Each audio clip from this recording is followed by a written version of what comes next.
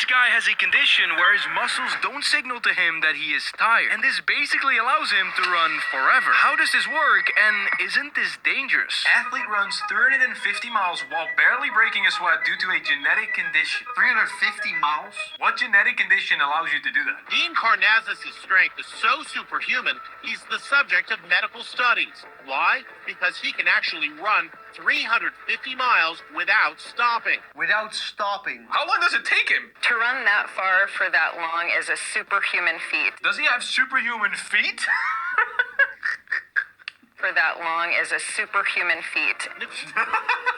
Why'd you hear it? As we exercise, lactate builds up, causing the body to cramp and tire. Not Dean. His body's genetics are such that he's able to continuously flush out lactates, allowing him to run in human distances. He doesn't build up lactate in his body? This is what's holding back people from breaking pull-up records, push-up records, because the lactate is building up. When you're using your muscle, you're flexing them, or you're running for a long time, then your muscles need more and more oxygen, and at some point, your muscles are kind of signaling, hey, we need a lot of oxygen, slow down, we can't keep up, basically. But he can keep up. But isn't that dangerous? He looks very tired. I think it's just his running form is like very efficient. He's hardly sweating when he crosses the finish line. I feel like I just got warmed up. He wasn't sweating at all.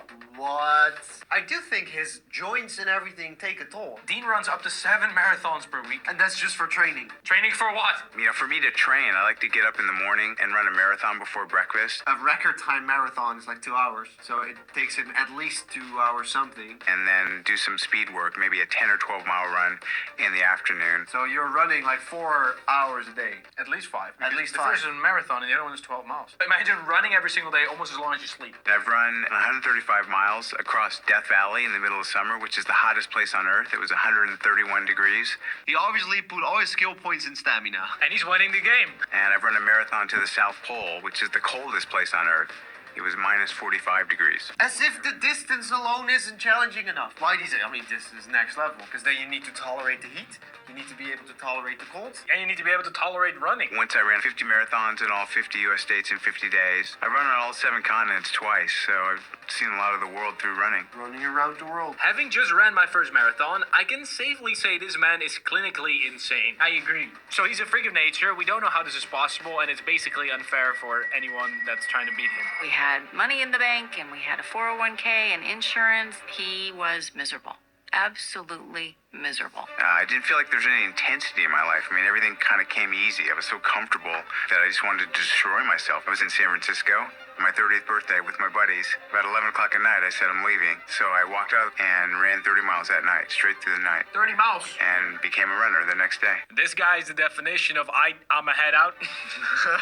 It's not coming back. So one evening he decided to run 30 miles. And the next day he became a runner. Yeah, I mean, if you figure out that you can run 30 miles just like that, then you probably should be a runner. You were born a runner. I've been sliced and diced and analyzed by a lot of the scientific community. There's a program called Stan Lee's Superhumans. Stan Lee Superhuman. Never seen that? Wim Hof is on that as well. Oh, yeah, that's Yeah, true. it's super cool. But I didn't know, like Stan Lee. Stan Lee is gonna search for superhumans in real life, and one of them was Wim Hof with the cold, and another guy is this guy. And they found that I have a unique ability to buffer something called lactic acid, byproduct of cellular respiration. Say you take a heavy weight and you start doing curls, you can do maybe 4 or 5 reps, and then you start feeling that burning sensation in your arm, and you got to put the weight down. Well, that's the buildup of lactic acid. That just doesn't happen to me. Whoa. He says it doesn't happen to him. That's different than I don't feel it. It's that his body gives enough oxygen to his muscles that they never request more oxygen. Don't Imagine understand. him going to failure. What happens? What do you feel? Like, I want to beat this guy Yeah. for a day. When you're running those kind of distances, you have an enormous number of challenges: gastrointestinal, joint pain, muscular pain, blisters, chafing, Lost toenails. fatigue, hypothermia, heat exhaustion. So his muscles are superhuman.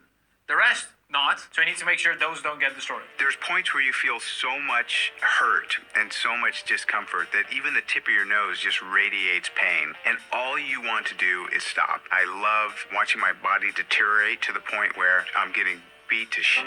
And can I keep going? Can I make it to the finish line? So he does get tired.